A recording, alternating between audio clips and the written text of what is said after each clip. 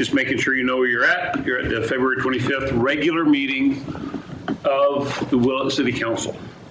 We're going to do a Pledge of Allegiance and a roll call. However, before we do the Pledge of Allegiance, I would like to have everybody stand up in preparation of Pledge of Allegiance, and then I'm going to ask two very special people to read the Pledge of Allegiance. So the picture of Jack is right there. Okay. For everybody stand. I want to tell you about Jack. And when I tell you about Jack, you're going to recognize Jack. Jack Bothwell left this world at age 101 years old this last Sunday, February 22nd, 2026. Jack loved Willits. He poured his heart into helping the community and enlightening himself as well as enlightening Willits. He gave all of his time by volunteering as an assistant coach of a youth soccer team. He tutored math at Mendocino Community College. He was the president of the Howard Memorial Hospital Auxiliary. He worked at the Howard Memorial Hospital Thrift Shop when it was located at the Willits Mall a while ago. Jack was a Meals on Wheels driver for many years. He was a devoted usher at St. John's Lutheran Church. Jack worked at the Medical Records Department at Howard Memorial Hospital. He volunteered at the Hara Senior Center kitchen crew by wrapping silverware. Until COVID-19 hit, he loved swimming and time spent at the indoor pool at Willis Valley. He was an avid cyclist, first biking until his balance became poor. The last few years, he could be spotted on the bright red tricycle pedaling on the streets of Willits. Jack was a talented artist. Jack loved painting and wood carving. In his late 90s, Jack attended painting classes at Willits Center for the Arts and Redwood Meadows. Jack was a Seabee, and Jack retired as a Lieutenant Commander for the United States Navy. Jack was 101 years old, and Jack loved Willits, and Jack passed away this last Sunday. And so in absolute honor of Jack, and we appreciate you being here for that, I'd like to ask two people, Wendell and Patricia Wilson, to lead us in the Pledge of Allegiance to the flag of our country in memory of Jack. Pledge allegiance to the flag of the United States of America and to the republic for which it stands, one nation, under God, indivisible, with liberty and justice for all. Now, you two don't have to stay here for the whole city council meeting, I assure you that, but you're welcome. Councilmember Burton, I am here. Gonzalez. Present. Colonies. Here. Stransky. Yes. Holman. Here. Ready? Yep. The City Council welcomes input from the audience. If there is a matter of business on the agenda that you are interested in, you may address the council when this matter is considered. If you wish to speak on a matter that is not on the agenda, you may do so at this time. In order for everyone to be heard, please limit your comments to 3 minutes per person. The Brown Act regulations do not allow action to be taken on audience comments in which the subject is not listed on the agenda. So is there anybody who would like to speak on an item that is not on the agenda? You're up.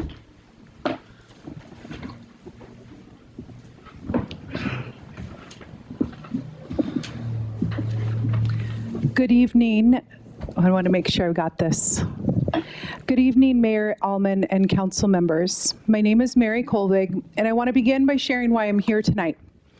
Not just as the head coach of the Willits Otters, but as someone whose life has been shaped by the Willits City Pool. I started swimming in that pool at 3 years old in 1980. I grew up as an otter. I went on to serve this community as a lifeguard coach and pool manager. And today I'm still here coaching the next generation. The pool is not just a facility to me, it's a lifelong commitment. Many of you know me through that history. Councilmember Burton, I had the privilege of coaching you one summer as a master swimmer, and your son worked for me when I was the pool manager. Mayor Allman, I taught your son swim lessons when they were little. And Councilmember Gonzalez, you were an Otter parent, and you were the announcer at the Willits Otter Swim Meet. We're thankful for that. And your wife is an official for USA Swimming. So when I say this matters, I say it as someone who has stood on that deck for over 4 decades. I was deeply disappointed to hear the assertion that the pool can wait until the next community development block grant funding cycle. Respectfully, the pool cannot wait. The pool infrastructure has deteriorated and needs to be brought up to 2026 standards, not 1980 standards. Delaying maintenance does not save money, it invites failure. Watching the city council meeting where city planner Dusty Dooley presented the grant proposal was frustrating and clearly indicated to my 10-member Otters board that the city is not aware of the status of the pool facility. The process for advocating for the pool to be included in the community block grant was not transparent to us. We attended the community meeting last spring where we were questioned about who was responsible for the pool facility, a question that the city should be able to answer for themselves. A board member also attempted to meet with the city planner, Dusty Dooley, with a project proposal and was told to not turn it in, and there would be information later about potential project proposals. We were never informed or were never followed up with. Our intention is to advocate for the pool, not to be the people that are planning or making the plan to improve it. That's the city's responsibility. Right now, the Otters have 32 swimmers signed up, with 20 more expected soon. Water aerobics serves 40 to 45 participants per class, many of them seniors. Lap swim, open swim, and swim lessons are consistently full. This pool serves hundreds of residents every week when it is open. If infrastructure fails mid-season, programs don't pause, they vanish. Kids lose lessons, seniors lose mobility, families lose access, an entire swim season disappears overnight. The Community Development Block Grant is meant to address urgent community needs.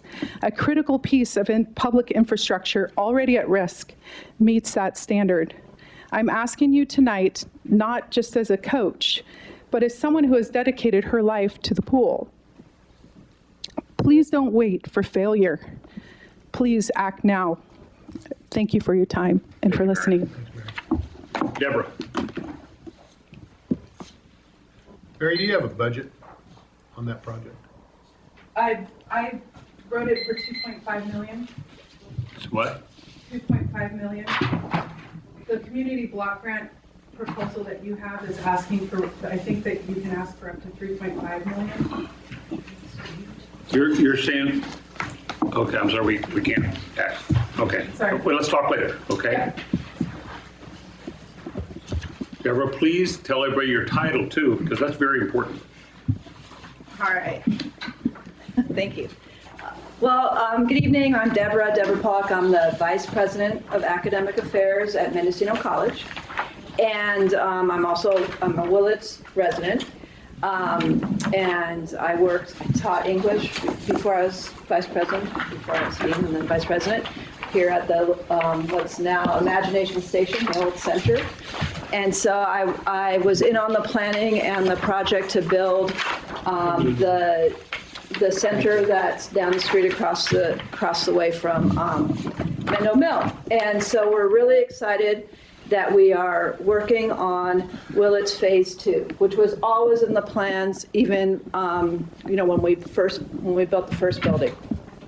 We've been, just a quick history, we've been year after year submitting a project to the state to build it, but there hasn't been money in the state chancellor's office budget for that, but we've just continued to submit it, and we kept getting very high scores. When the last couple of years, we were ranked number 1 among all the projects in all the community colleges. And then finally, with the passage of Proposition 2, we were granted, or are going to be granted once we start actually spending all the money, 50% of the cost of building it. And so we're working on the matching funds, but we are on the way to making this happen. The building is going to, The highlights of what the building is going to house are our fire science program is going to have its hub here, as well as our construction program. And then there will also be a lab, a science lab, so that we can do the prerequisite courses for our allied health programs, as well as do like a lab. You have 3 minutes, so hurry. Okay, that's basically it. One side shows the image on this side of the building. The other side it's a sketch that can kind of show you how it exists next to the existing building. And on March the 10th, Senator McGuire and Congressman Huffin, 10 o'clock on March the 10th, are going to be here to kind of celebrate it's not a groundbreaking yet, but just that it's happening. And on March 13th, the chamber mixer is going to be at the center, and that there will be more information about the plans. So, What time on March 10th? 10 a.m. So Deborah, quick question. I know that the colleagues are going to put an initiative on the ballot this fall for the voters. Yes. Is this going to happen whether or not that initiative passes? Yes. Thank you. Is there anybody else who would like to say something for an agenda item that's not on the agenda? John.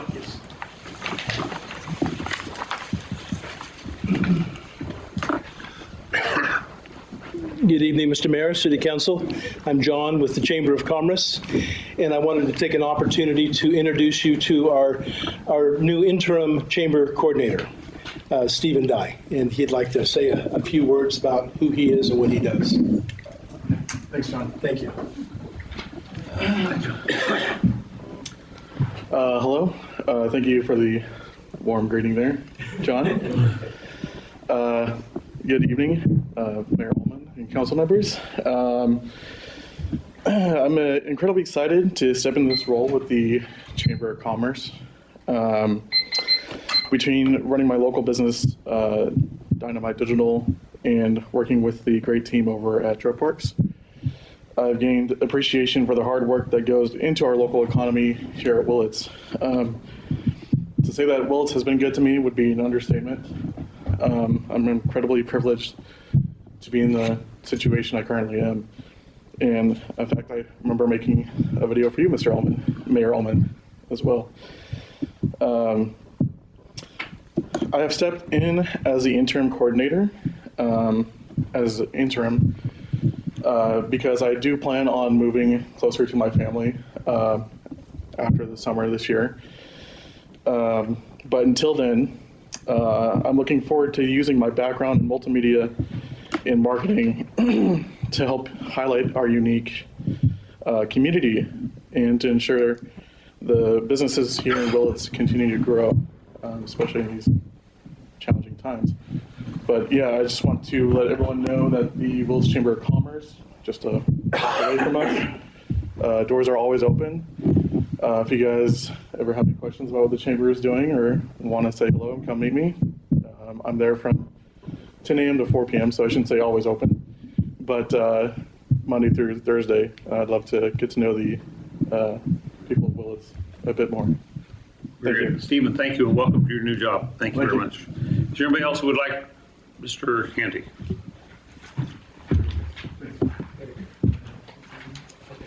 Thank you.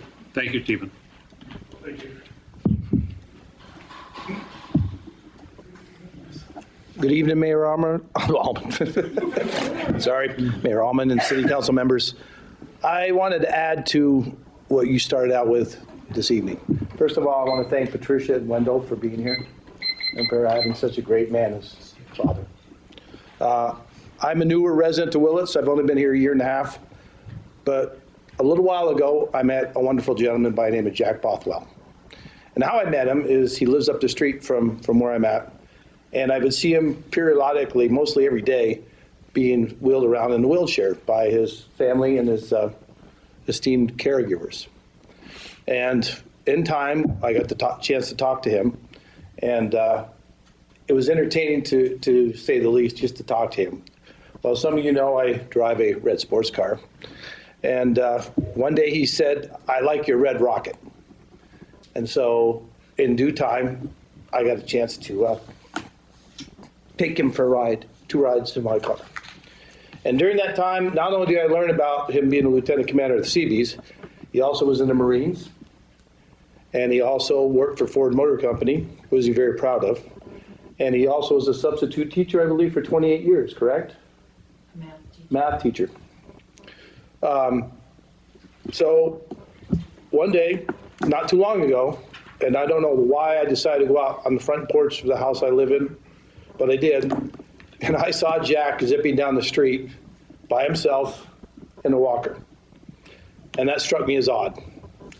So I looked at him, and he was going pretty fast. I mean, 101 years old, he was zipping along.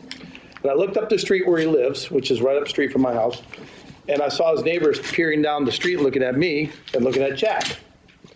And I said, oh, something's not right here.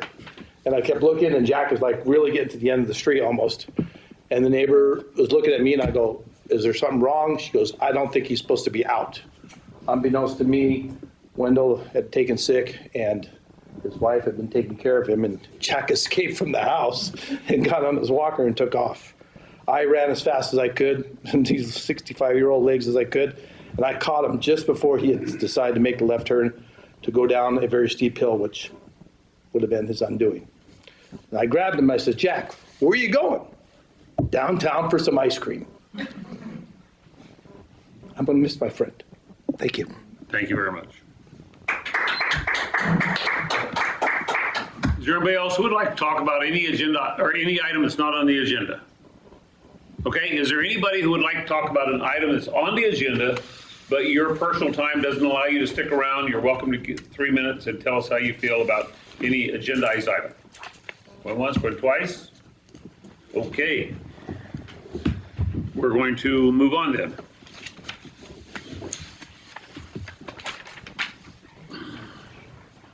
All right, we have a consent calendar. We have 3 separate minutes. We have 2 special meetings and a regular meeting to approve or correct. Is there any? And as well as we have item number B as in boy, which is a discussion of possible introduction of amendment.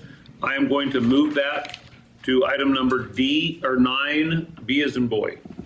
So if you could take consent item B, 5B, and move it to 9B, we're going to discuss it. So unless there's a discussion, we'll go for public comment in just a minute. I'd like a motion on the approval of minutes of 3 minute meetings.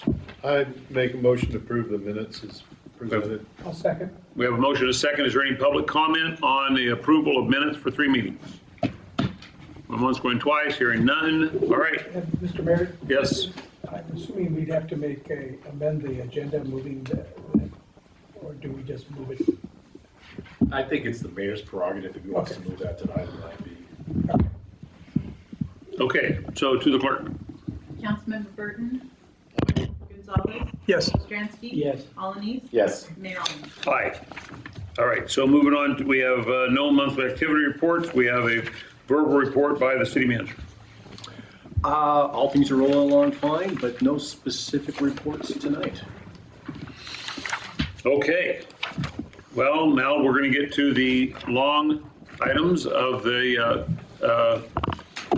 audit and recommended action. So once again, no hard feelings. If there's anybody who wants to leave, you're welcome to, but this is where bureaucracy starts showing itself. All right, Susan. To our fiscal director, financial director. Thank you very much, Mayor Hallman. Manuel Orozco, Finance Director for the City of Willits. I believe that Ben is on the call. Are you there? Can you hear us? Yeah. Okay. Great. So I'm here to present the fiscal year ending 2024 financial audit for the City of Willits. First thing to note about it is that it is a qualified and unmodified opinion. So Qualified and, unmodified opinion. so tell us what that means. Well, it's not necessarily good. So Okay. what it means is that at one particular point in time, we didn't have enough information to us to be able to back up some of the numbers that we have. Okay. And that had to do with a breakdown in one of our controls that was at the front desk. So what this does is that it places us in a position to where we could have potential issues with interest rates rising and things like that. Well, it could be more than that. Yeah, it's more than that too. There's other things associated with this. So I will give an overview of it first, and then I will hand it off to Ben so that he can talk more about it. So the total net position went down $3 million or 9%. Government-wide fund balances went down about $1.6 million or 18%. Major component of that is the general fund, which went down about $2.3 million. $750,000 of that was about sales tax. $500,000 was for expenses that were increasing.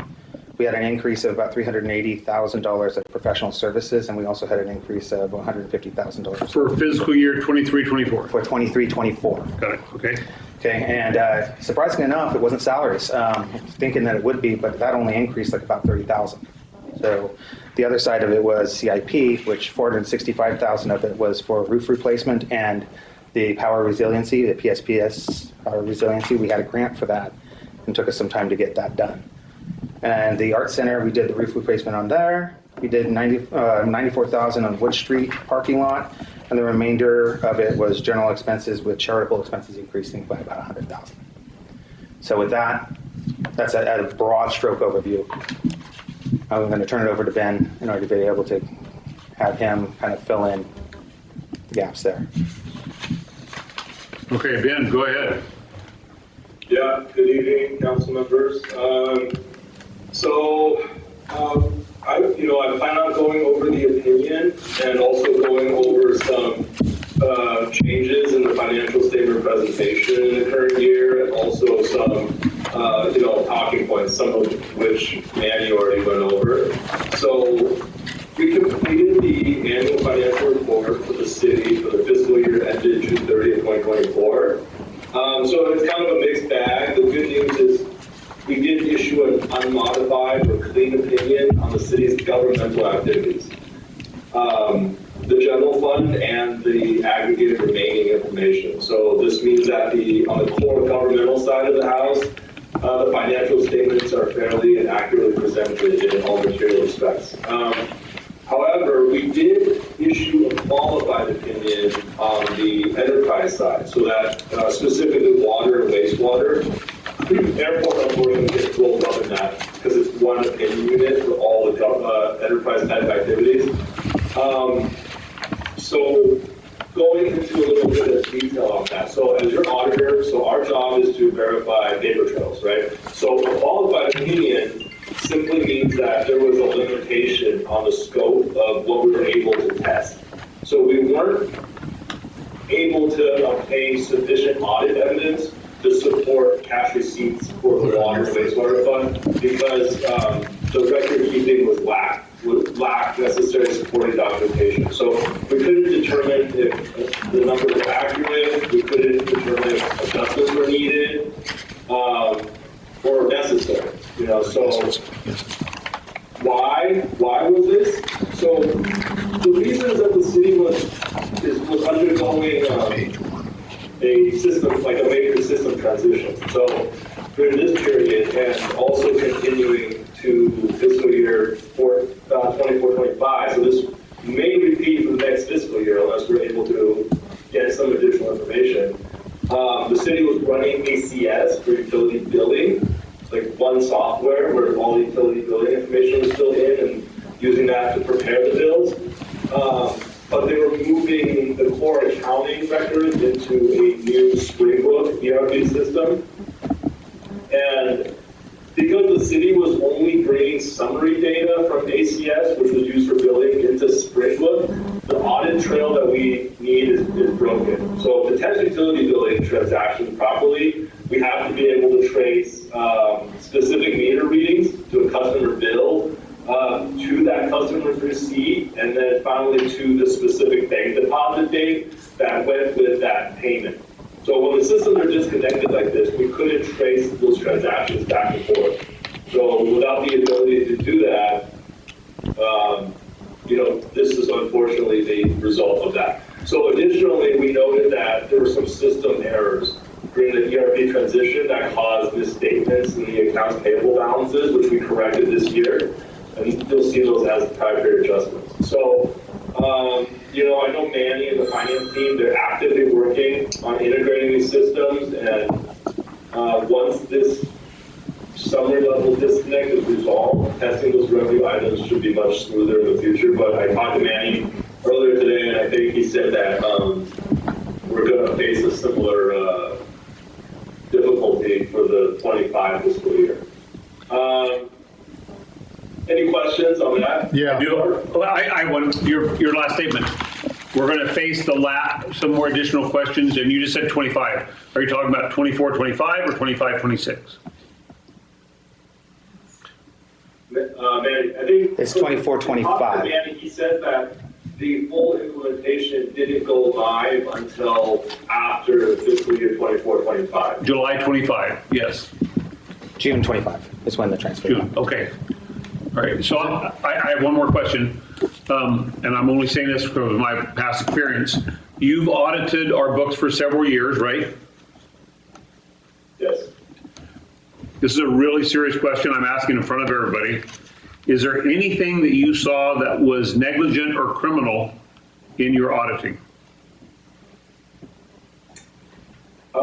Not negligent or criminal, or else we bring that to your attention.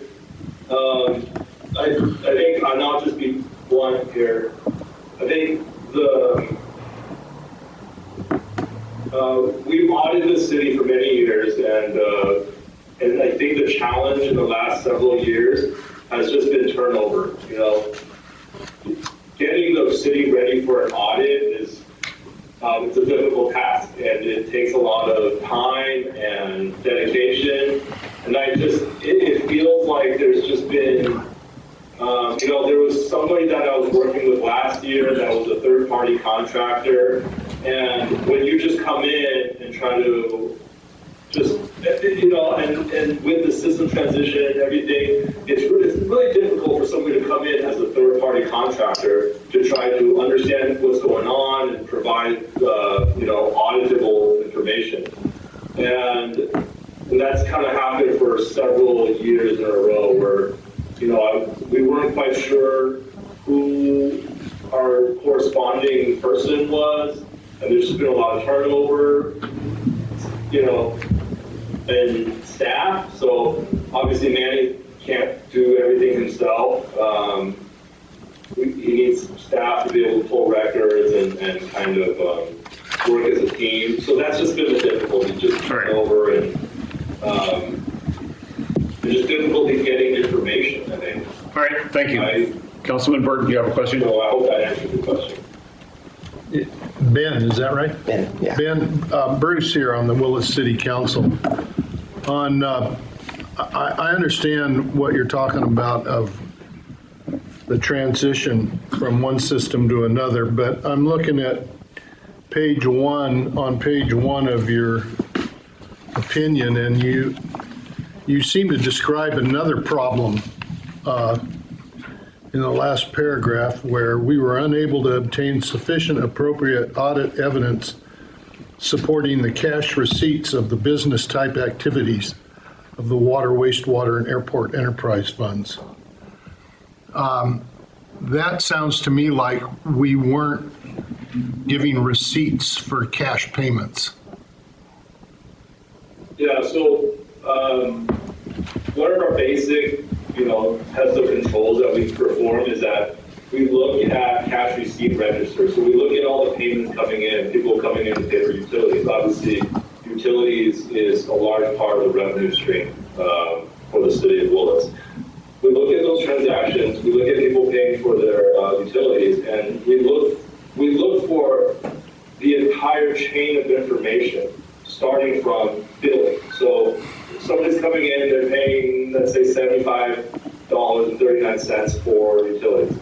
I want to be able to look at, okay, how many units of water was that? So typically, very simple. They just pull the billing register for us, and we see, okay, there's a $25 base charge. This individual used 4 units of water at 30 cents each.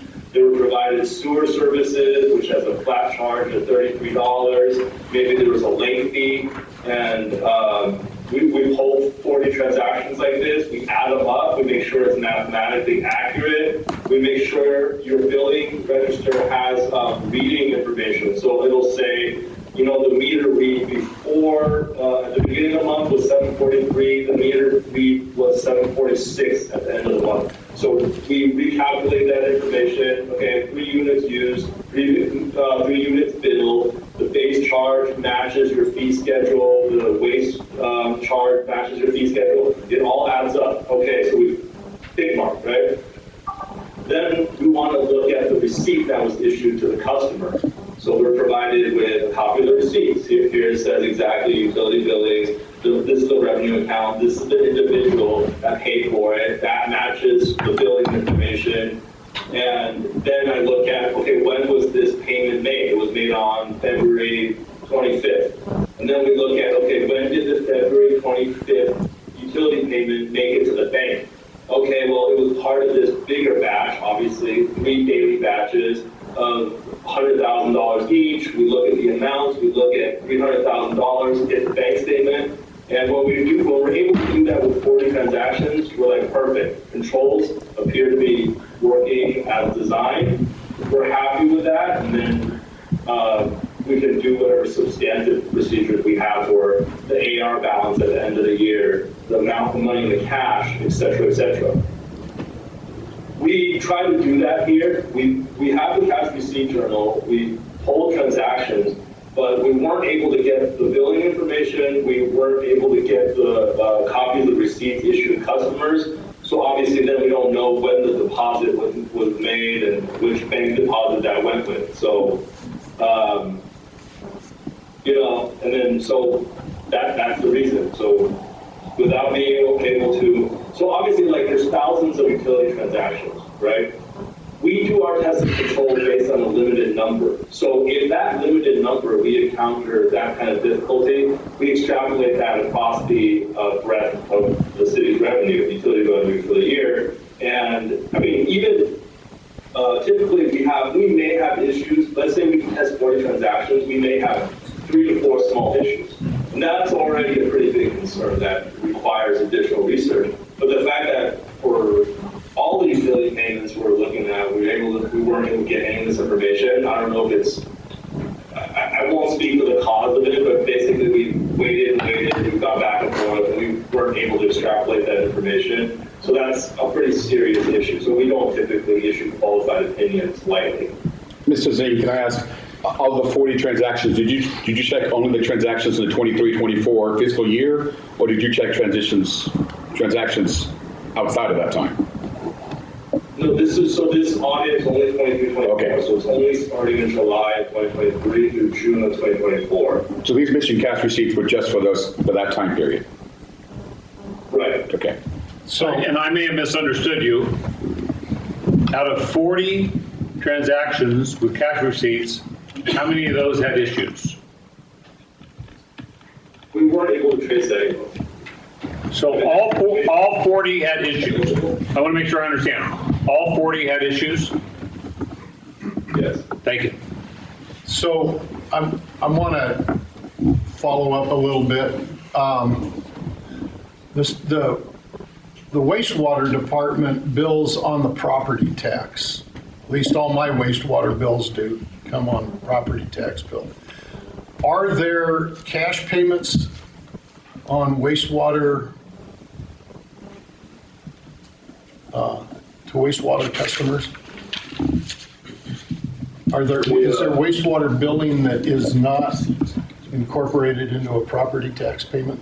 There are some bills that are done So that are not incorporated. Then the next question is, what about TOT tax? Did you have a sufficient audit trail on TOT tax revenues?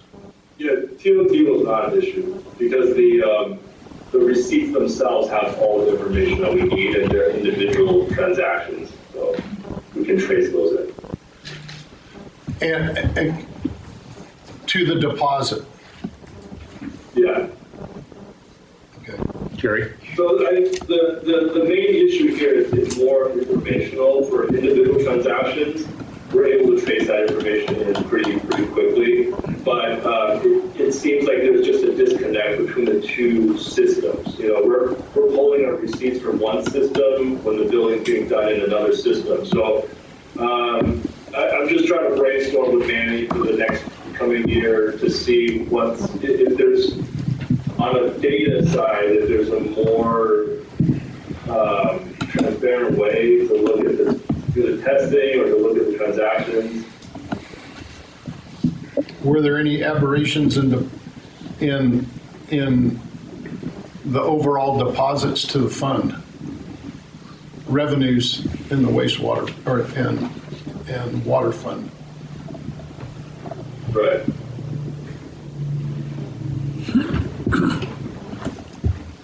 That was a question to you, Ben. Oh, I'm sorry. Well, I thought you were making a statement. So No, I was asking, did you see anything in the year-to-year transactions that would indicate that something was amiss? No, it doesn't seem so. The revenue is somewhat consistent, and I'll go over that a little bit later, but you can also look at the MD&A. What does that mean? Beginning where we compare those large numbers. That's the management discussion. I mean, those numbers look largely consistent within a couple 100,000, but again, those are pretty big amounts, and I don't necessarily, there's just a lot of uncertainty. Maybe it's not supposed to be consistent. Maybe in reality the revenue went way up, and that consistency is an error. So there's just no way for us to know. Tom? Question. Jerry? So Ben, and can speak for myself, but when I pay my water bill, I usually come in with my bill. They cut off part of it. They stamp my water bill and initial that I paid it, so I have my record. Obviously, years ago, I believe they would have the old receipt book where they would give me a receipt and there'd be a ledger that would keep the other half for cash receipts in the old days. But now I'm assuming the automated system, they punch in that I paid in the system. But I guess what I want to say is, are you saying that we should have some sort of physical receipt that you can track for future, or that the system should generate a receipt as opposed to them stamping my water bill? Because that's how it's, again, I can only speak to my water bill, but that's what happens when I pay my bill.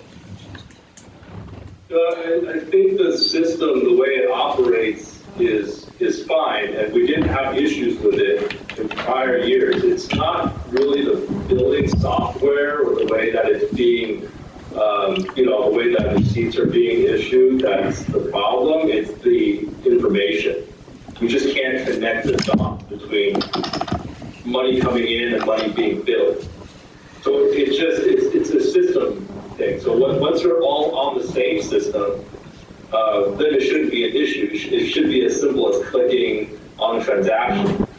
Typically for most ERPs, when we look at a billing, they can just click on that customer history report, and then once you click on it, it'll show exactly what they were billed, a whole annual history if we wanted.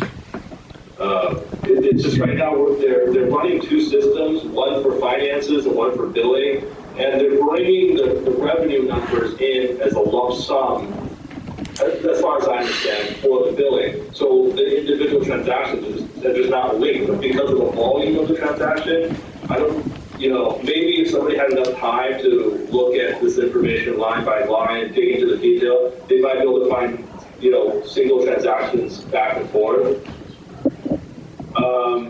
But it's purely like an information issue, not with the processes. Okay, that's right. I just was curious if you were telling us to get receipt books, but that's not what you're saying, so.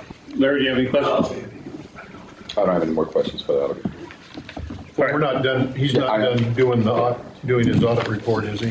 Go ahead, Ben. Continue on. Yeah, so the next item I want to bring to your attention is the fact that to provide additional transparency to residents, we determined that it was necessary to separate out the Measure K fund from the general fund. So previously, because of the ability for the Measure K fund to be used for general services, it had been combined with the general fund. So this year, what we did was we separated it out. So when you're reviewing the general fund this year, you might notice that the revenue appears to have dropped significantly when compared to the prior year. So I want to assure you that this is just a structural reporting change, not a loss of revenue. So like I said, historically and commingled, it's its own special revenue fund now, just to provide additional transparency. Because to the best of my knowledge, this sales tax measure was not designed to be in perpetuity. So I believe it sunsets in 2031, if I'm not mistaken. Yeah, but it makes comparing 23 and 24 numbers a little bit tricky. So to provide you with a true financial reality, I'll kind of go over with those numbers combined. So with it extracted, the general fund reported revenue decreased, right? So for fiscal year 24, the general fund collected about 1.3 million in traditional sales tax. And then the Measure K fund collected an additional approximately 1.4 in sales tax. So the general fund continues to bear the brunt of the city's primary operating expenditures without the Measure K revenue shown alongside it, which is why it ended with a fund balance of only $484,000, so that's extremely low.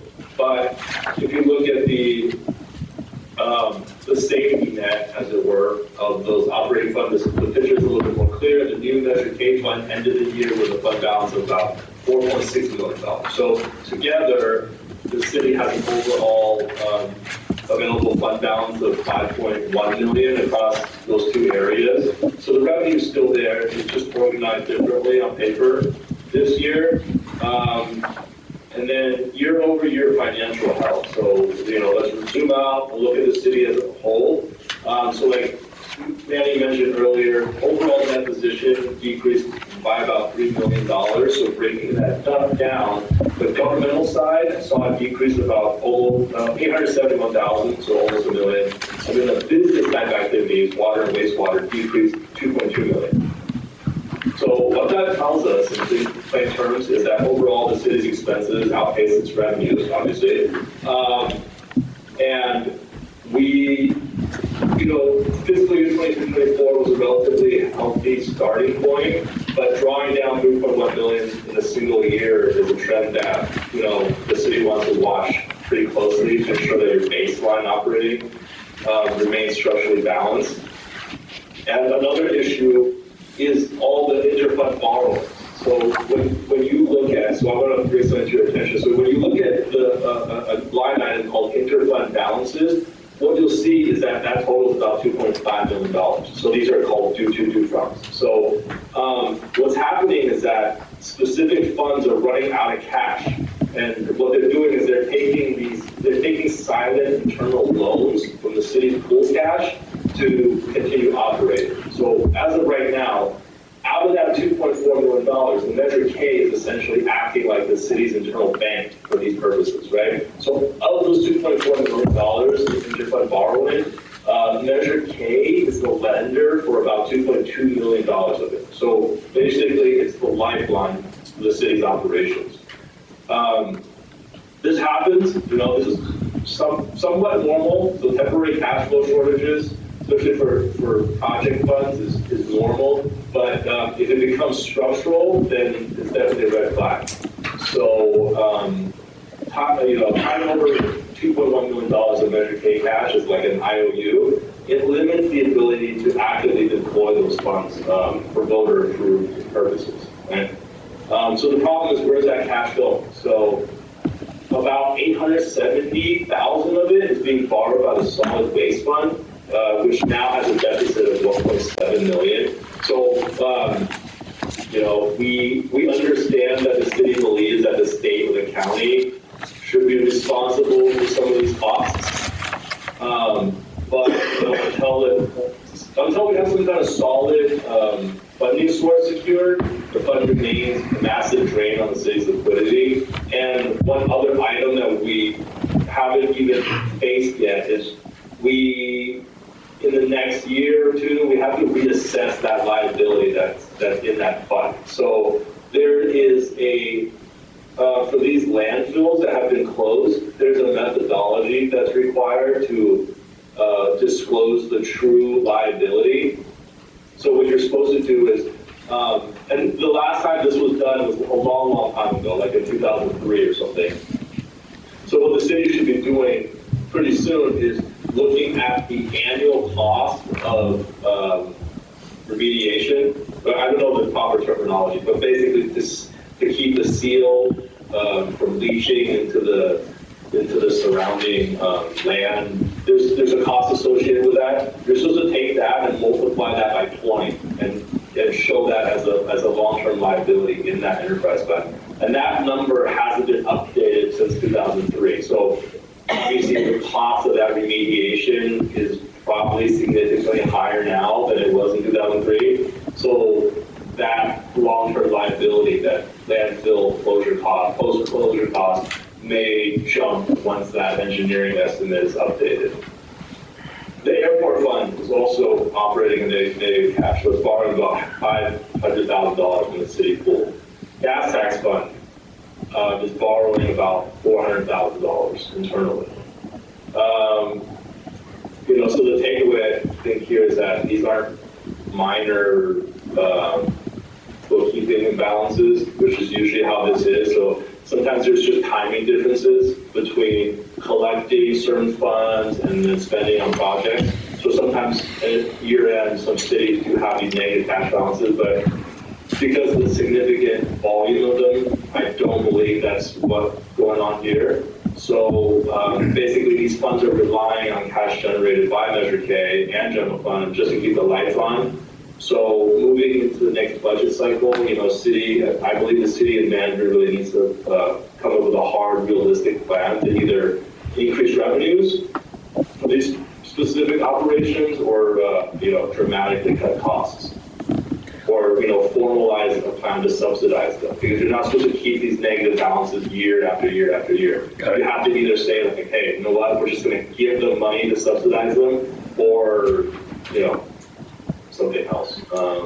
Mr. Zane, you've given us a few long-term suggestions and focusing priorities. Would you say that these issues that you're talking about, did they begin in the year 23-24, or were these issues an issue for the city even before the 23-24 audit year? Or was everything fine and then all of a sudden in 1 year, all these issues came up? I mean, how would you? I think, okay, well, yeah, I have something for that. So let me. Like you mentioned the leach on the drain on that, and that goes back years, 2002 or 3. So. Okay, so these were the red flags. So this is what, kind of is red flags to me. Right. The utility funds are bleeding operationally. So water fund generates 3.1 million, spends 4.2. You can't, operate long term like that. Sewer fund generates 3.4 and spent 4.4. Capital outlay budget overruns. So another area of concern is expenditure control and capital outlay. The council approved a final budget of $600,000, and the expenditure came in at $2 million. So yeah, to answer that, and then also TOTs came in significantly. We budgeted 450, they came in at 283. So I'll say I think the turning point was when I believe everything was pretty normal, like any other city, until I think the 101 bypass was completed. I think that the period, maybe not immediately, but the periods following that, I saw kind of the finances start to kind of deteriorate somewhat. I think that's just my impression. I appreciate that sharing your impression. That's all I'm asking for. Thank you. So one of my little pet disagreements with governmental accounting has to do with the booking of depreciation as an expense.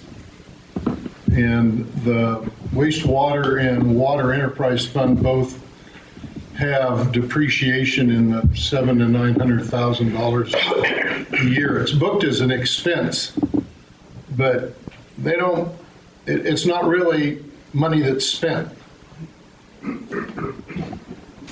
Right, but you're gonna, the reason why it's, well, number one, those are enterprise funds, so they're meant to run as businesses, right?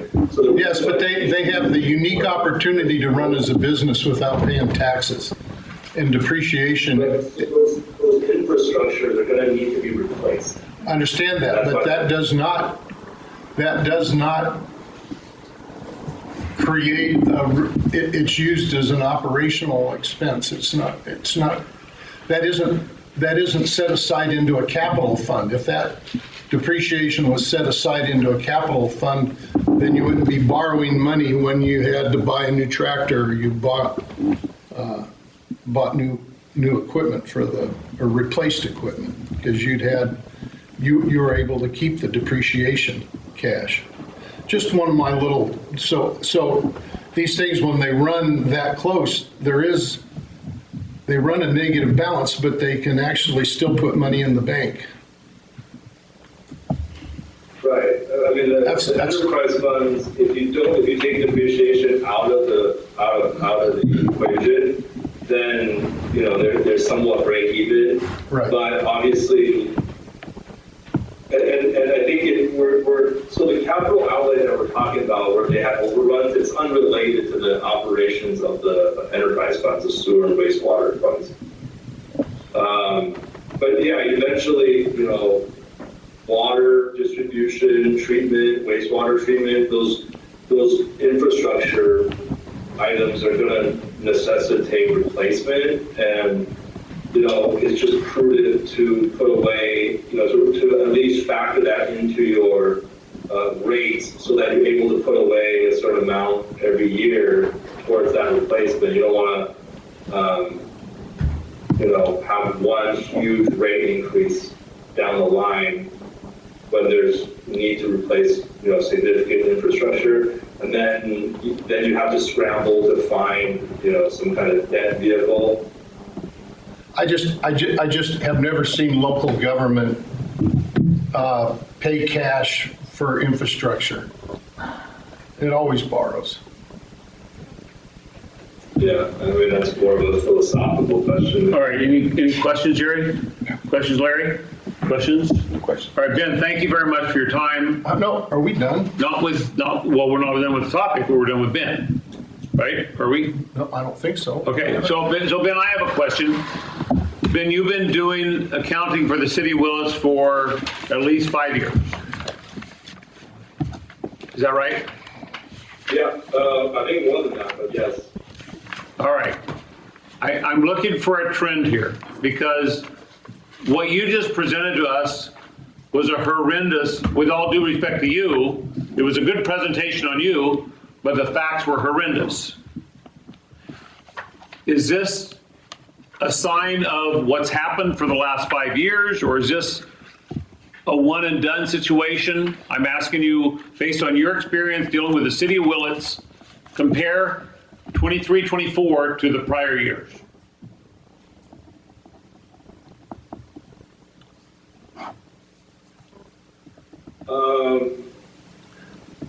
I mean, I think those questions are more. That's not philosophical, Bruce. No, it's not, but it's more directed towards our finance guy, not the guy I get it. doing the audit. Look, please let him, Ben, say that. I just want to know the answer. I think I don't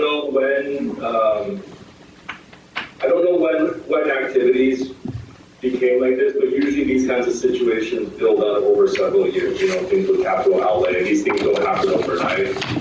And, unfortunately, that's the hole we're in. Like I said earlier, without Measure K, which, I looked back at, just the other day, I looked back at the city manager's message to the city when Measure K was passed. It was kind of passed as an emergency measure, just to shore up finances. But I think after it was passed, So when you ask for, more money, let's say you're borrowing money from your neighbor, you don't want to also show up with a Lexus the next day, Right. So if you're asking, the letter was very desperate. So if you're asking the residents for that kind of desperate, emergency funding, you want to take drastic measures for next year to cut spending, and I just don't think that necessarily happened. Thank you. All right, continue on. We want to say thank you to Mr. Well, I guess he's going to stay on, according to.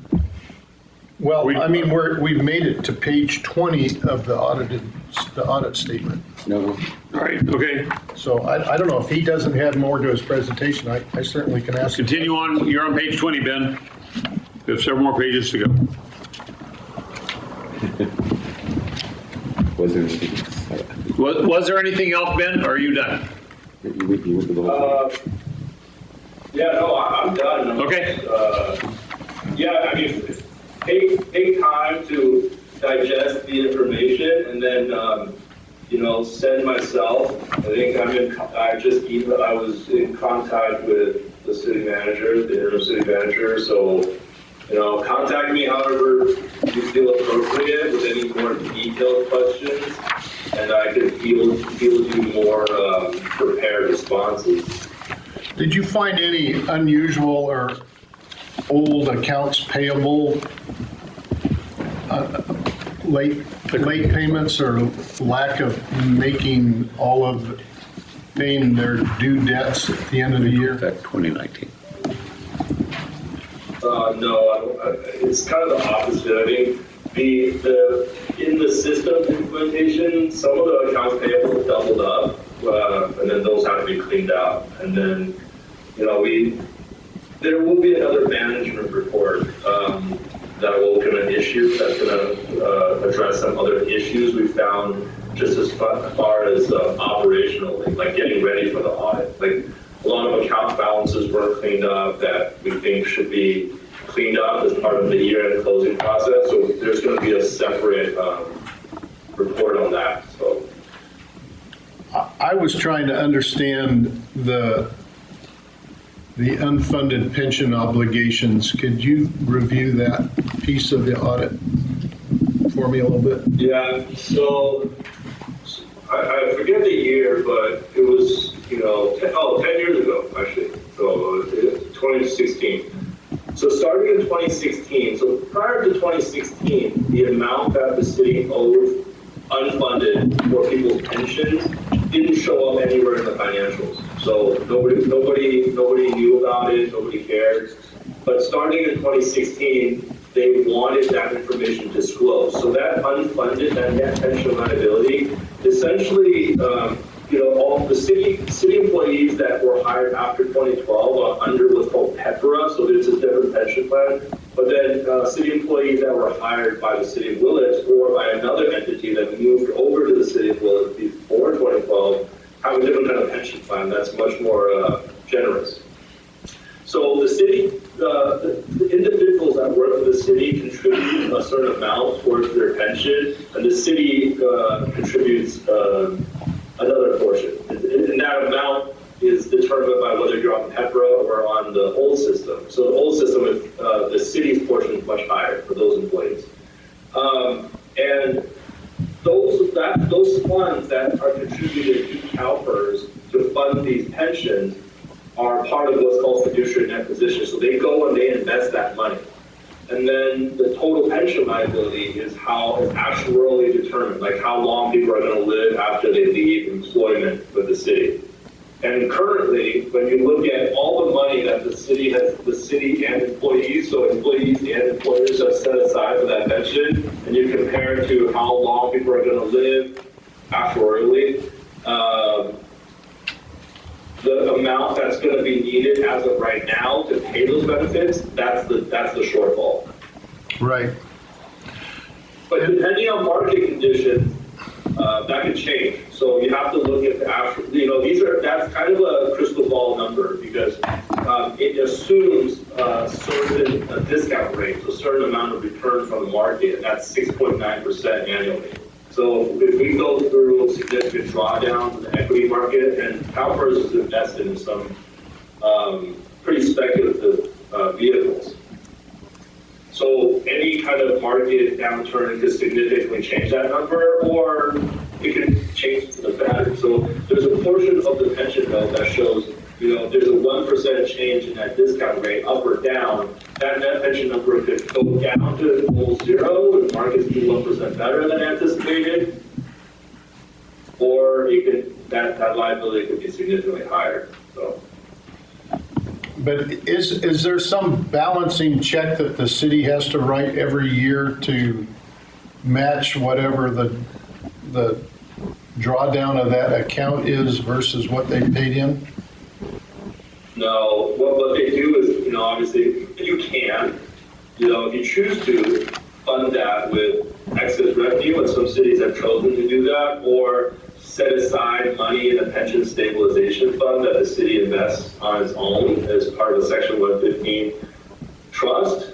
Some people also do that, but what they try to do is they try to increase the employer contribution rate slightly every year, so that within 10 years, I don't know, there's a number that they use, 8 to 10 years. Within 8 to 10 years, that unfunded liability will hopefully become zero based on their plans. So yes, so what's going to happen is that the employer contribution rate is going to increase slightly every year, 1%, 2%. So you'll start paying more and more towards people's pension, vested pension, that they've already earned. Okay, anything more, Ben? I'm done. Okay, anything from the council?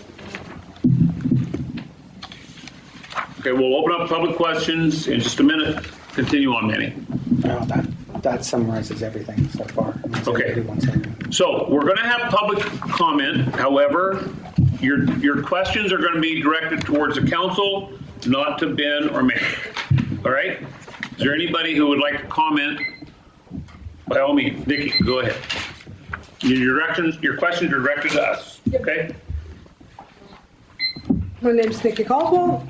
I got one question. The expenditure plan, special revenue fund, transportation tax covered more employees, the one from 2003. Why not now?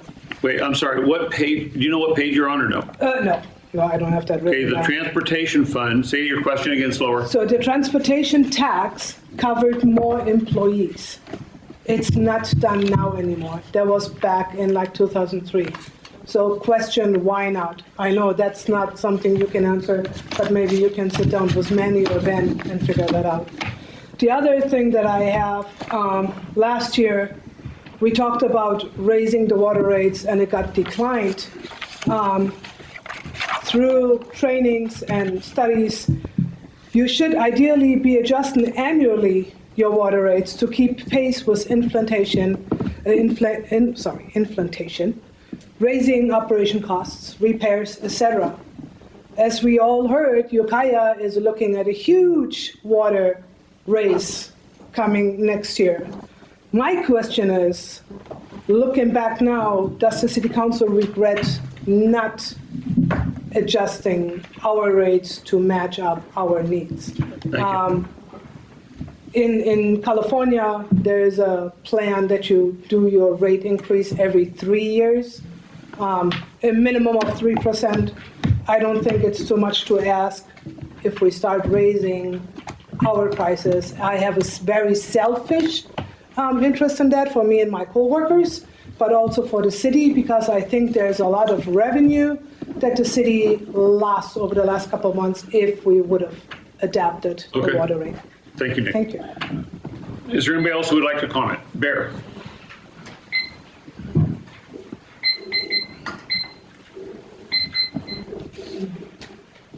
I'm Mayor Kameroff. It's been a lot of years since I was an auditor once, but I understand the reasoning that you try to make sure the process works so you know that the money's flowing. But when you talk about the wastewater fund and point is that for sure, the great majority of the money coming in does come in through property taxes. And so it's very easy to see that it's hard for the property taxes to go sideways. They go in there. And the fact that what Bruce is mentioning, that the huge deficit in that fund appears to be the fact that we're not setting aside money, but the budget sets aside money, and therefore it looks like a deficit, even though the gentleman here says the wastewater fund is basically breaking even. When you go for the cash, it's not really a problem. The problem with the water fund and tracing receipts, matching receipts to bank deposits is, I don't know about other people, but the 30 years I've been paying my water bill, I've either mailed it in or dropped it in the slot.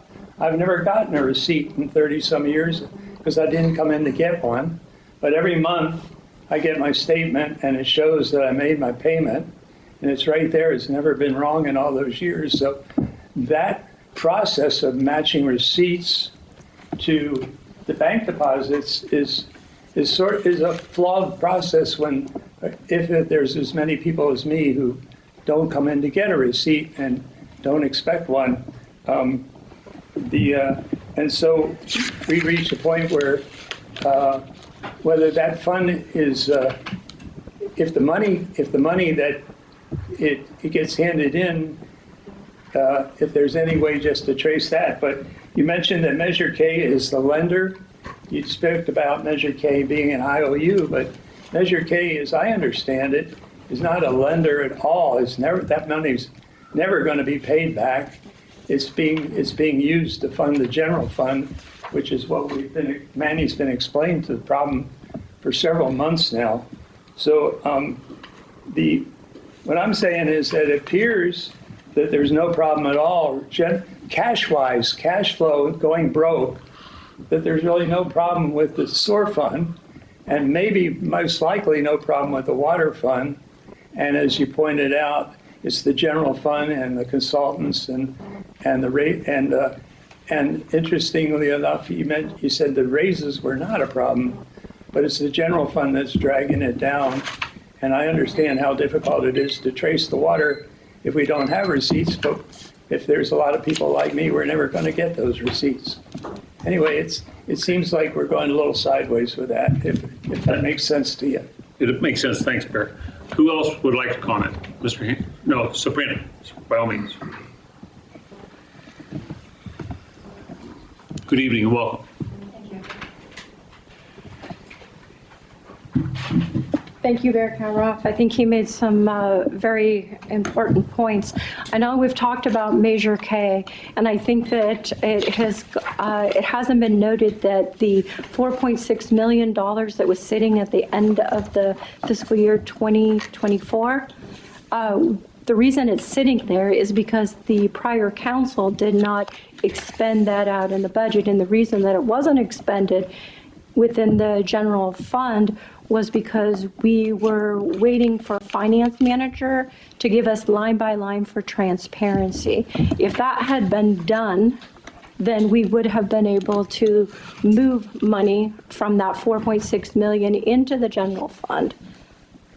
I just think that it's unfair. I know you've stated, I know the auditors stated that there isn't truly a deficit of 2 point something million in this budget or this fiscal year that we're discussing, because it's actually a matter of the fact that we took out Measure K and moved it into another fund. And we have that $4.6 million that none of that is being accounted for in there. And the intent was always to use it for activities that were going on within the city. So, I'm a little frustrated that that seems to never get discussed, and no money was ever moved over until after the end of the fiscal year. The other frustration I want to express is the lack of transactions that were being entered in a lump sum rather than being detailed. the finance department was given sufficient staff. There's been a staffing increase in there. I heard the finance manager say something about the fact there was somebody at the front desk in the beginning statement that wasn't entering things correctly. I'd like to know what that's about. I mean, I would assume that the finance manager is responsible for the finance department and making sure that transactions get entered properly.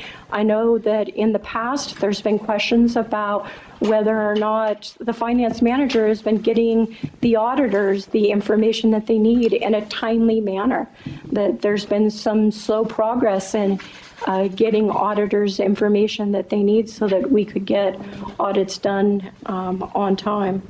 So those are some of my concerns. And then one last question.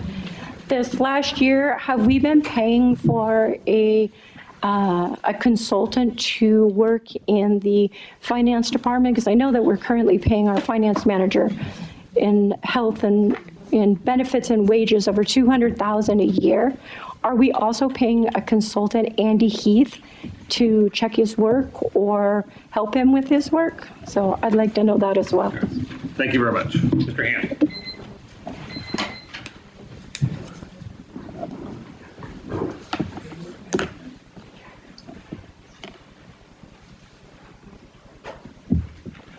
Thank you again, Mayor, City Council members.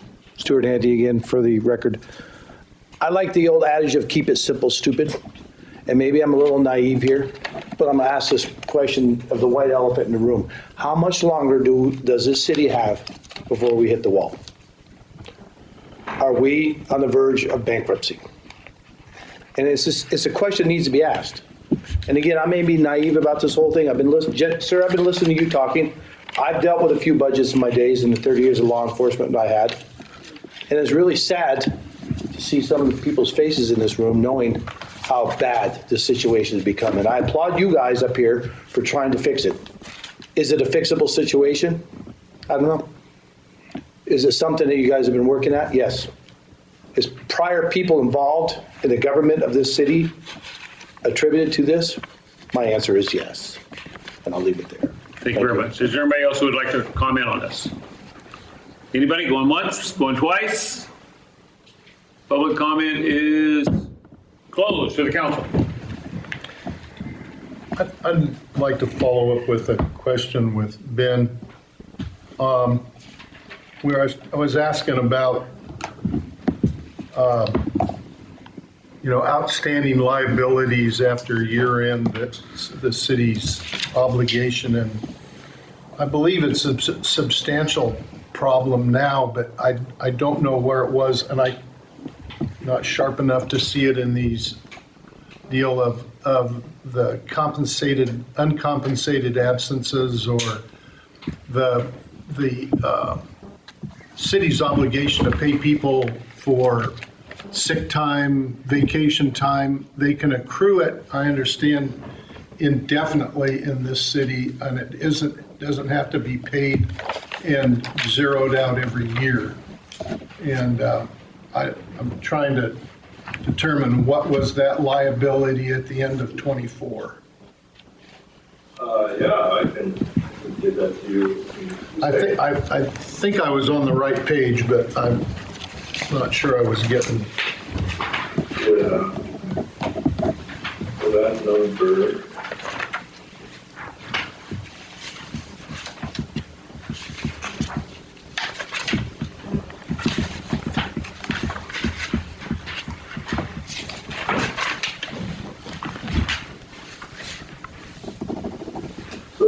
Well, it appears in a couple of different places.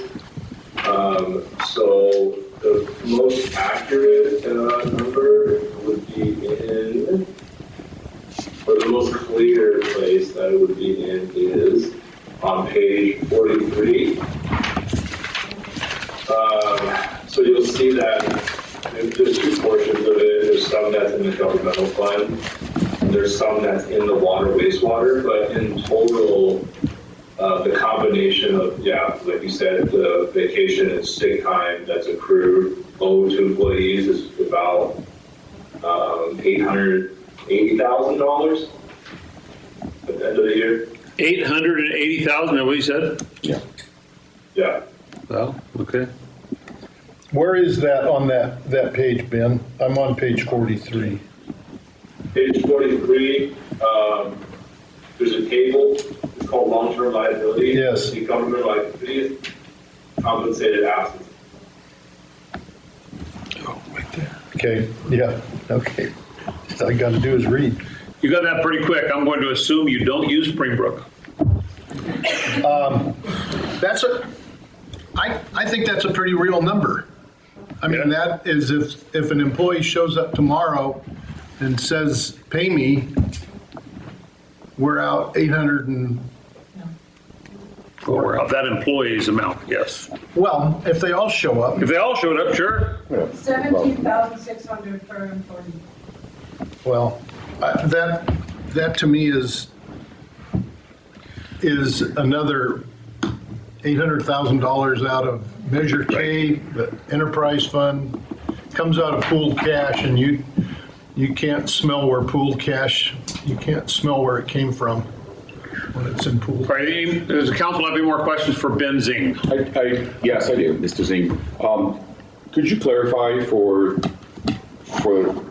everyone here, the difference between cash receipts and the receipts, the ones that you're referring to, and the receipts that we get from making a payment? I still think there's kind of confusion that people are thinking that those are their cash receipts, but you're referring to something else. Could you go ahead and explain a little bit? When I say cash receipts, so I think, the gentleman in public comments was talking about like, oh, he's not issued a physical receipt. Well, no, anytime any customer pays, the system generates a cash receipt. It means the system verifies that they received cash. It's not like a physical, like at a restaurant or something. It's unrelated. I appreciate that. So even if you bill in your payment or if it's auto pay, when it auto debits your checking account for that amount, when the system receives the money, it issues a receipt. It's a double entry, so it debits cash and credits revenue. So that's the cash receipt, either the debit side or the revenue side.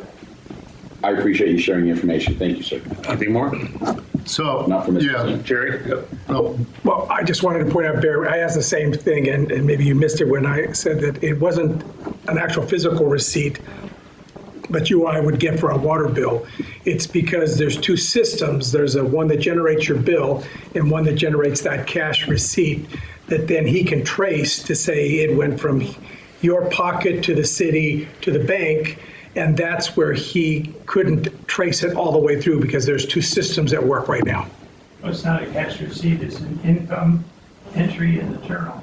Yeah, so it's not a physical receipt yet. Yeah. All right, Bruce, you're up. So the city has loans. I'm thinking particularly of the wastewater department and the 17 million and change or 16, wherever it is right now. And we have an obligation to our bondholders or to our lender to maintain an account with, is it 2 years of payments? Is it a year? But you can't, my question is, do you guys look at whether we're maintaining minimum balances for our obligations for our borrowings? You're talking about the wastewater refunding bonds? Yeah, well, that's the one. There may be others. I think the city may have done something at the water plant too since I was here. Yeah, there's three debts, long-term debts held by enterprise funds. There's a state water revolving fund. I believe that's with the state. There's a tax compliance certificate from 2015. And in 2020, they refunded a wastewater bond, and that's $15 million. Refunded or refinance? Well, we call it refunding, but yeah, it's like a refinance. Okay. I love that. Does that answer your question, Bruce? Well, no, I want to know how much we need in those reserve accounts to meet those obligations. Yeah, that's not in your. That's primarily the responsibility of your bond counsel. But you wouldn't be auditing to see whether the city was staying in compliance? No, not necessarily, unless there's an issue that's brought to our attention. Interesting. I mean, the cash reserves in the water and wastewater fund are significant. About 5.6 million and 4.3 million. Any more, Bruce? Not right now. Any more, Jerry? Larry, do you have anything? Okay, so Ben, thank you very much. You've given us an hour of your time. Thank you very much. Appreciate it. Thank you. If you have any, additional questions, just let me know. Thank you. We're gonna have more questions with Mr. Mann. Yep, go ahead. Okay, Mr. Orozco.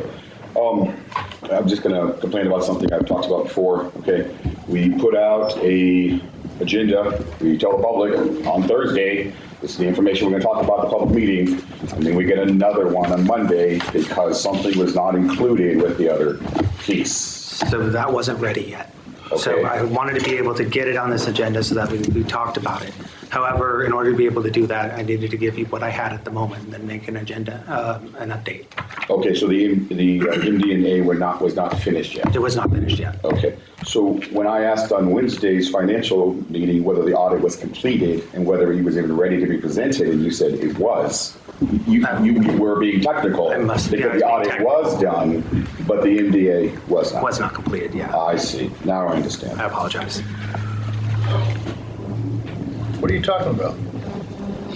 I'm talking about the fact that the audit it was given out to the public on Thursday, when the packet goes out to the public, is not the one we're looking at now, because a new one had to be sent out on Monday, which meant that the council and the public only had the 2 days to review it instead of the normal 5 to 6 days. And it's less of an annoyance to me. I just feel like I keep having to explain, like, what's the point of it? And the point of it isn't to make the council member happy. The point of it is to let the public be informed. And honestly, I don't need an apology. It's the public who needs an apology. They only had 2 days to review this, and we should have had 5 days to review this, because these are big numbers, And I just want to conclude by talking about, because there are numbers, and again, having a little bit of a math background, it gets blurry when you're talking millions, billions, billions. We went up 3 billion, millions, billions.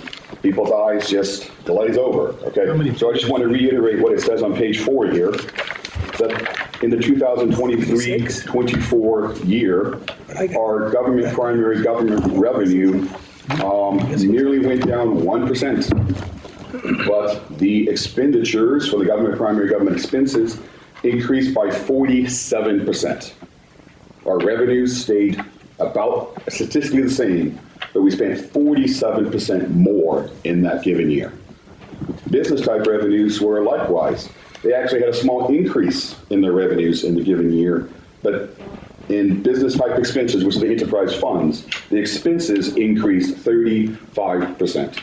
So I think it's pretty clear that the issue, while we do have a revenue problem, and revenue would solve a lot of these issues, the main crux of these issues seem to be spending. And that spending is on everybody's plate. It's all of our responsibilities. I'm not going to point fingers. I'm not going to point fingers, but let me say what I think is part of the cause of that. Thank you. And that's, we had a city manager, we had an administrator for the city that was utilizing enterprise funds for salaries, for portions of salaries which may not have been equal to the amount of time that employee was putting towards the enterprise fund. And so when you look at the 47% increase, we had an administrator who was moving money to make the city council satisfied. And just spent money 40% to our council.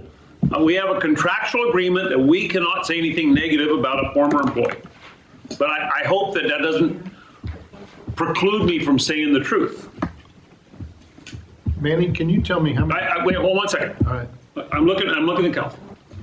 Yeah, we have a non-disparagement agreement with the departed city manager that we're not going to disparage him. And I'm not disparaging him. I may be stating that we had situations where enterprise funds were being used for portions of city employees' salaries that employee may not have been working that percentage for the enterprise fund. Is that a fair statement? No. I don't know if that's a fair statement. I would not make that statement at all. Okay, well, that's just my opinion. It's not a factual statement, that's Tom Allman's opinion. The auditor listed several things that have been going on for many, many years that go back even before the previous city manager. So I don't even know if we can put it all in a previous city manager, because it goes back, in some of these issues, again, we haven't updated this liability on the waste, on the dump cover for this 2003. But you were talking about the 47% increase in enterprise fund. That's true, and the staff, knowing how much money they spent last year, saw a cash cow of an extra 47% and spent all of it. I mean, that's not the previous city manager's fault. That's a misunderstanding on a lot of layers. Okay. And that speaks to me that the necessary changes are more than just, passing this bill or getting this budget done, but the necessary changes are much deeper and are going to require much more significant changes. I agree with that. I'm sorry, Bruce, you're up. I'm just, my audit here is 76 pages long. I don't know if I've got the new amended audit. Do you have something called, do you have a page 4? Page 4 through 16 was added. No. We don't have page 4 to 16. That was the new packet that was delivered on Monday. I didn't get it. Yeah, this email, I got one. I don't know if you guys didn't get one. But it's on tonight's electronic agenda. Yes. Yeah, I have it. Okay, well, undoubtedly I got it in there. I picked this hard copy up on Monday at 11 o'clock, and I do not have it. Yeah, and I thought I did not know. I saw that. They gave you the wrong one. Yeah, she sent that. I saw that as part of the confusion that happens sometimes, because we got two different things floating around at the same time. We don't even know which one we're even looking at. Well, I'll look at the other one. I don't have a problem with that. Yeah. All right, we're going to move on this. This is a presentation of the audit. Is there any more comments? Bruce? I'd like to continue this to another conversation, being as now I determined that I don't have 12 pages of it. It was emailed to you. Okay, so here's what we're going to do. We're going to move on to item number 9 as in B as in boy, which was on the consent calendar, and then we're going to come back to 9A as in Adam after some people have had an opportunity to review the audit with more questions. Okay, and everybody's going to stick around, right? Manny, you're going to stick around? Yeah, I'll stick around. All right, we're at. Tom, I'm not prepared to address this again this evening. All right, we'll put it on the next agenda in 2 weeks. That's fine. All right, Connor, welcome. Thank you, Honorable Mayor and council members. Today we're bringing up again discussion and possible reintroduction of an amendment to Willits Municipal Code Title 17, zoning, adding Chapter 17.89, entertainment zone, to establish regulations for the creation of entertainment zones. About 5 months ago, I came to you guys with a general idea of what the entertainment zones were and sort of how we could bring them to Willits, what they might look like with some of our neighbors' policies. More recently, today I bring you a full ordinance that can be applied as sort of a bare bones to build entertainment zones in our community. Doris, if I could have some assistance with the presentation, No. should I have? Yes, that would be helpful.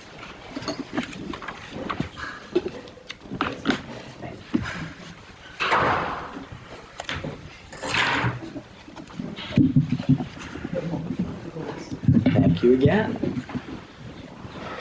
So just to go over what I'm proposing today and what this ordinance is with the SB 9, it refers to Senate Bill 969. Long story short, during all the events we have during the year, typically different booths can sign up with ABC offices to serve alcohol at those events with the permission of the ABC offices and our chief of police. That's a typical thing that has to occur. However, brick and mortar businesses cannot participate in terms of serving alcohol during these events. If you create an entertainment zone and set up an ordinance for it, then you can send notification to ABC, same thing with the chief of police. And if you do so with the entertainment zone in place, brick and mortars can get in on events serving alcohol as well. This was originally ordinance introduced during COVID time to sort of open up spaces and create room. when a lot of these sort of indoor of a bunch of commercial and brick and mortar spaces were not available to be used. And different cities, large and small, have had great success in different events, and businesses really being able to open themselves up to do more things under these entertainment zones. Just to make clear sort of what this is and what the plan is, today is not setting, and what I'm proposing is not setting up a entertainment zone.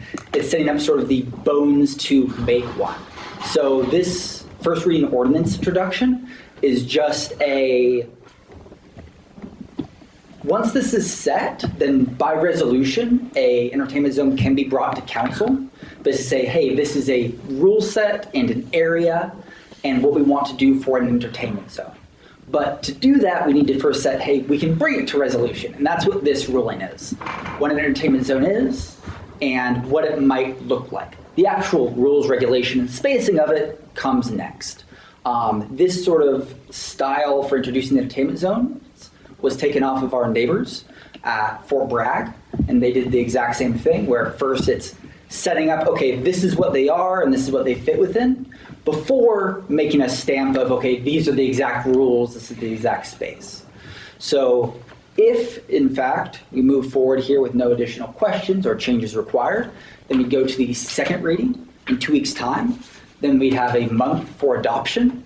And after that month where the ordinance is adopted, then entertainment districts could be brought forward to council by resolution with a former rule set and map and exacts. This is just setting up now this can be brought to council in general. Forward. Let's see.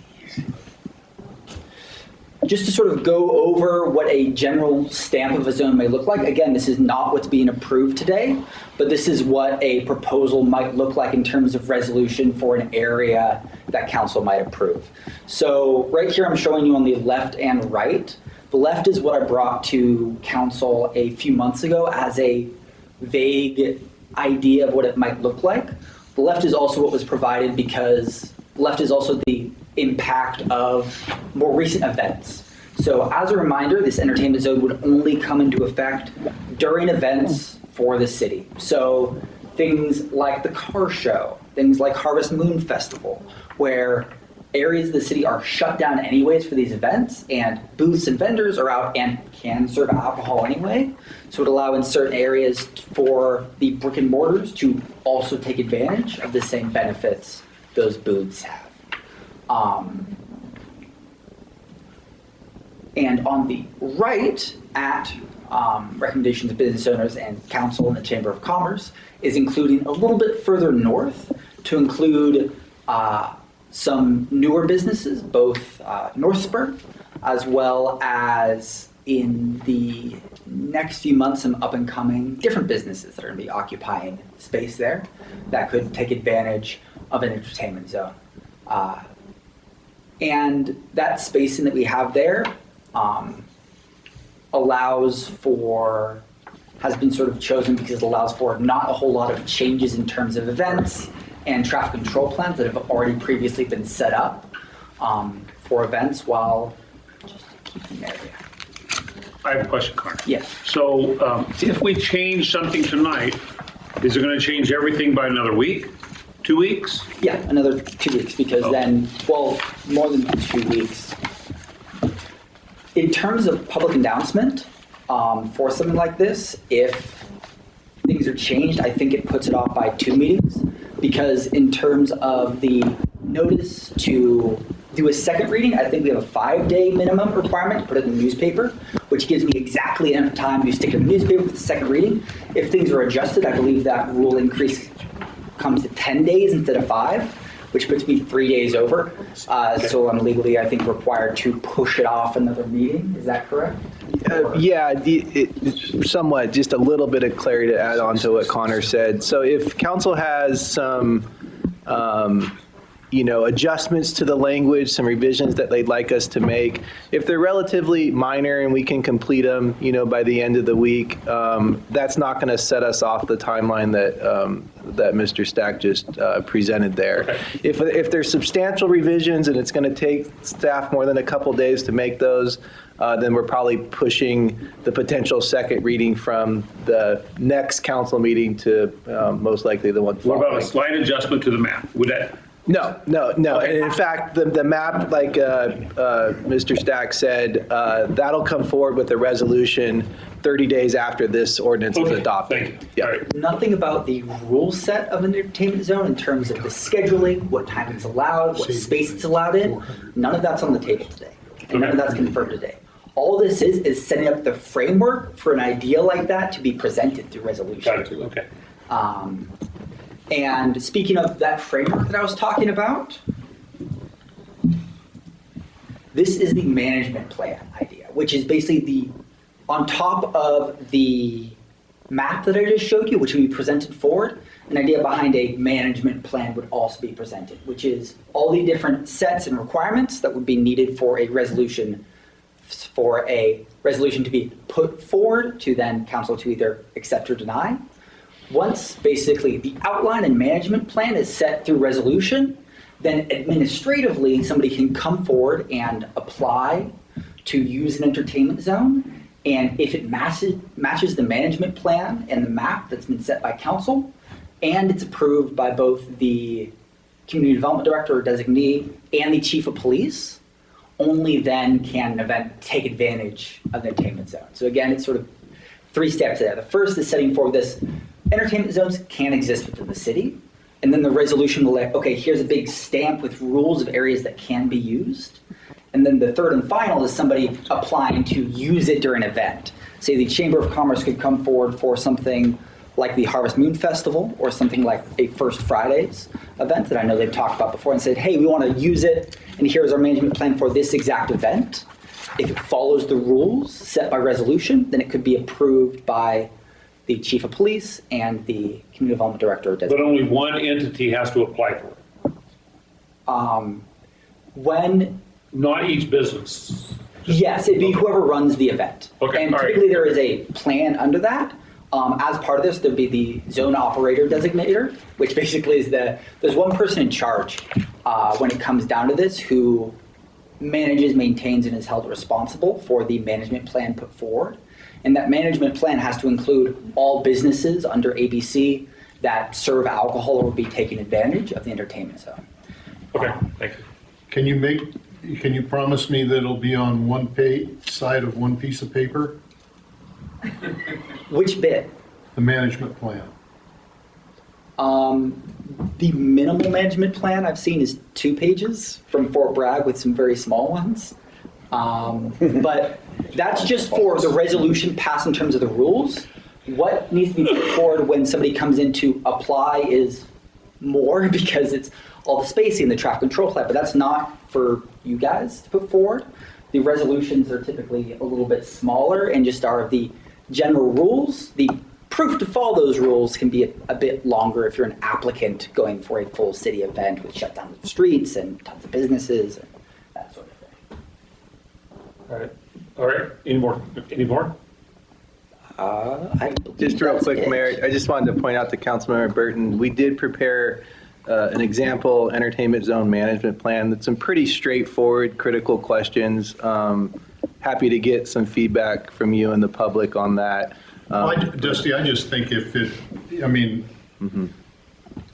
Timber Harvest Plan started out as a 2-page document. Now they're 600 pages. Government can run amok on things like this. And if it takes an EIR to do an entertainment zone, then we might as well just, if we make this where there's so much liability and there's so much red tape, you can put it out of business just by the application process.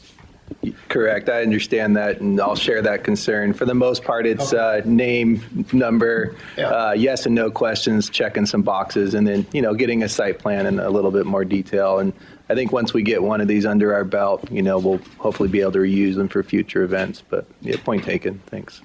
I think right now the management plan questions is 2 pages, the general question, but. Well, you can ask every other one, get it on one page. All right, Jerry. So I guess this message is for the chief. Do you feel confident that if staffing dipped or you weren't able to, I guess you feel okay with this if you weren't comfortable with hey, we may have an entertainment zone, but all of a sudden they want to do a X thing in this area, but you don't have the cops. Do you feel confident that you'll be able to say, I don't have the bodies or I have these concerns, and you can stop the presses without feeling like you'll be, I guess, coerced into doing something you're not comfortable with? Yes, I feel very confident that I will not sign off on something that I am not comfortable with. That's a good answer right there. All right. Good. All right, anything more, Connor? No, just here to answer any further questions there might be. Further questions for Connor? Then we'll go to public comment. All right, public comment. John? This is the public hearing.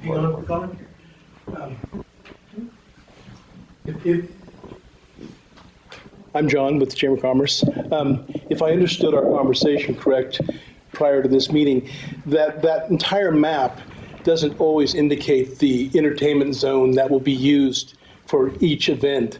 It's a section of that entire map, but it can be anywhere in that map. So we wouldn't come to the chief and say, we want this entire area here that was on that map for our entertainment zone, because that's not the case. We would have a zone within that map that would be designated for serving alcohol. Is that correct? Yes, that would be part of the management plan is the security and public safety plan, discuss with the police to basically make areas within that are reasonable. Yeah, so or they could make the entire region. I don't think that would be. I don't think the chief would pass the entire. Whether you think so or not, that's not you or I. It's up to the chief. Yeah. But the reason that map was put on there, and we discussed those points, is in theory it could be used for the whole thing. Sir? I can provide a bit of clarity. When it comes to resolution, that can come up as well in terms of spacing. Part of the management plan that needs to be approved by resolution is zone boundaries and signage. Is what? Zone boundaries and signage. Right, okay. So basically, whatever limitations that is desired by council to have to reasonably demarc different areas within the entertainment zone to be used during different events. So here, I'm only talking about my past experiences in career. I don't want our police officers to worry about if there's an entertainment zone this Friday, and if so, where are the boundaries this time? That make sense? I mean, the boundaries are the boundaries, in my opinion. But what you're saying is somebody could say, I just want the 100 block of South Main to be the boundary, and if that's what they apply for, that's what they get. And then our police department goes, okay, well, I guess we have new rules today. That is incorrect in that the management plan basically can state these are the rules for whatever is in this entertainment zone. And when the management plan is applied for by the applicant, thank you, then if it provides any sort of public danger or nuisance in a way that stops or is dangerous, then it gets shut down immediately by the chief of police or community development director or designee. I get it. I understand. The whole thing is freedom. And the freedom of someone to walk down the street with a beer on one Friday night compared to a different Friday night, in my opinion, is a little different, but I appreciate the time and energy you put into this. Thank you. Any questions for Connor? Real quick. I was going to ask you to come up, actually, because of your restaurant.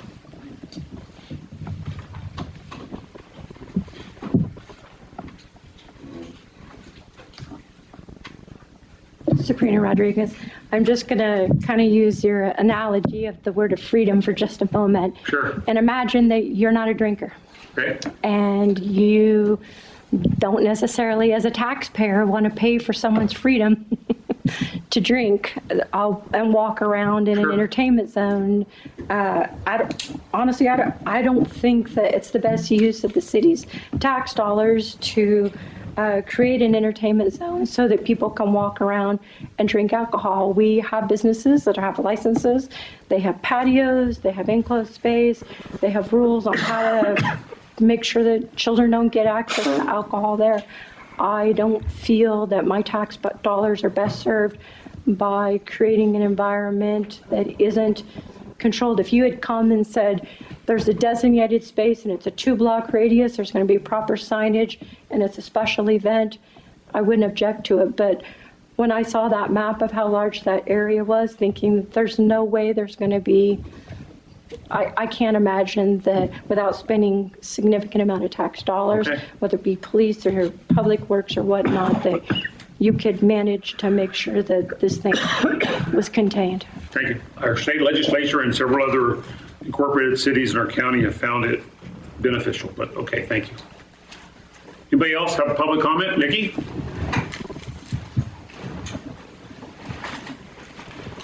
Nicole Caldwell, I only got one question. Who's paying for the insurance and the security for those events? And is the city liable if anything happens?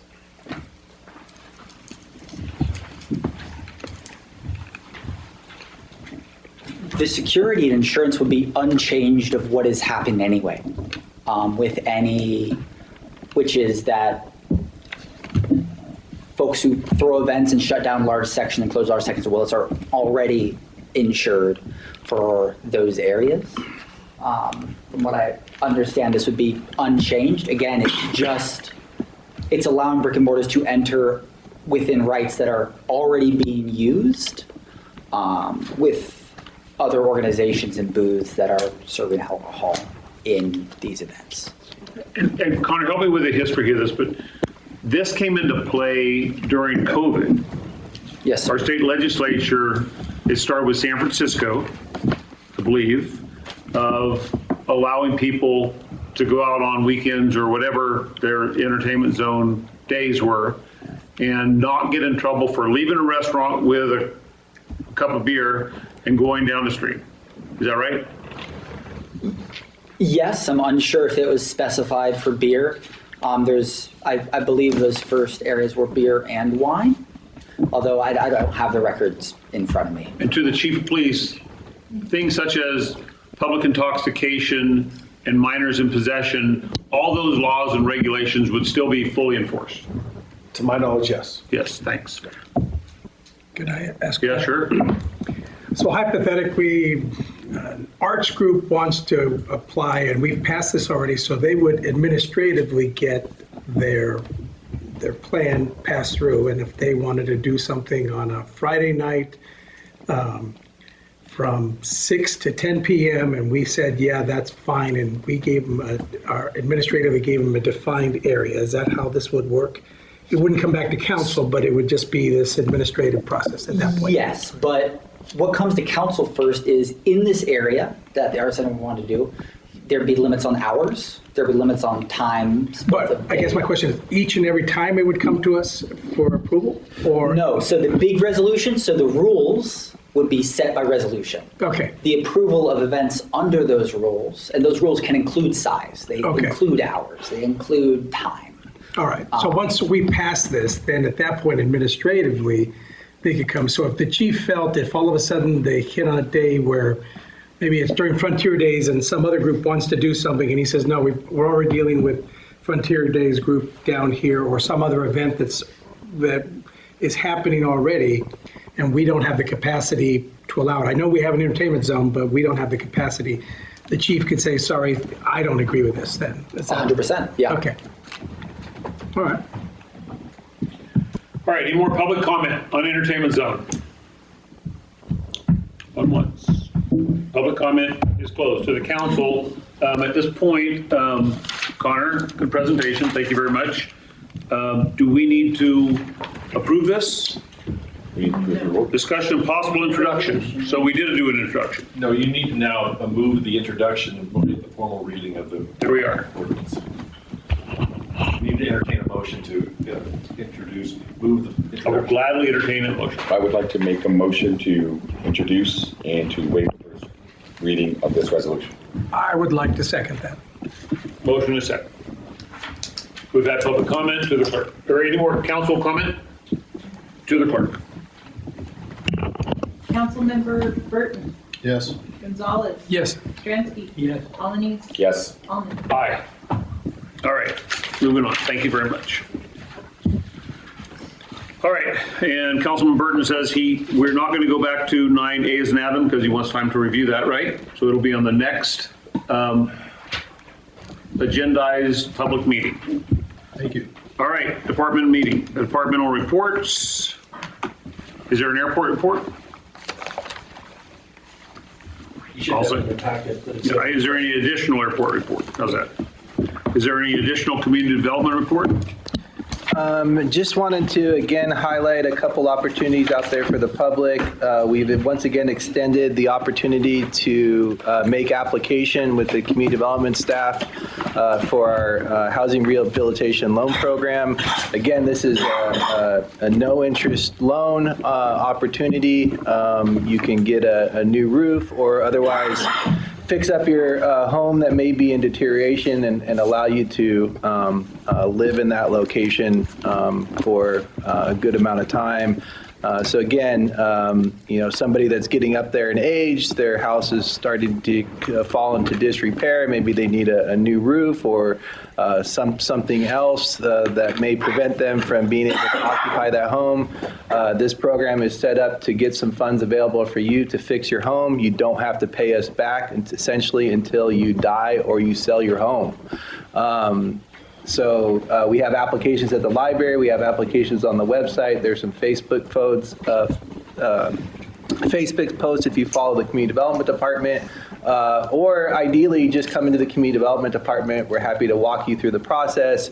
Again, this is a grant-funded program. We worked really hard to get this money from the state, and we're anxious to get it out to the right people in our community. So please take advantage of that program. If you have any questions or you're interested, just please come down to the Community Development Department. Call us, email us. Maybe not fax us. I'm not quite sure how that works, but we're happy to help you in answering your questions. This is the second round of the program. We had, I believe, 5 individuals that took advantage of the program last time, and it actually worked well. There does not appear to be any catch to it. I know kind of free money sounds iffy, but as far as I can tell, this time that's essentially what it is. Speaking of free things as well, we using our Clean California grant funds, we're doing another round of free dump runs.